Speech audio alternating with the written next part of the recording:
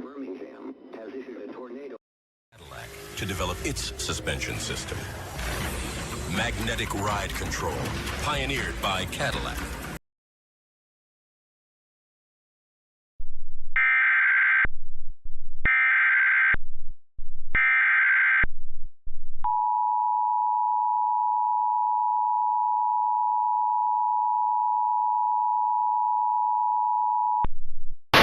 The National Weather Service in Columbia has issued a severe thunderstorm warning for Aiken County in central South Carolina until 5:45 p.m. Eastern Standard Time.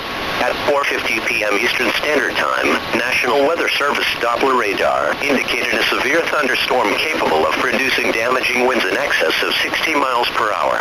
This storm was located 7 miles south of Clearwater, or near Augusta, and moving northeast at 45 miles per hour. Some communities in the warning area include New Ellington, Jackson, Clearwater, Aiken, and Gloverville. A tornado watch remains in effect for the warned area. If a tornado is spotted, act quickly and move to a place of safety in a sturdy structure, such as a basement or small interior room. Report large hail, damaging winds, or flooding to your county sheriff, or call the National Weather Service, toll-free 1-877-633-6772.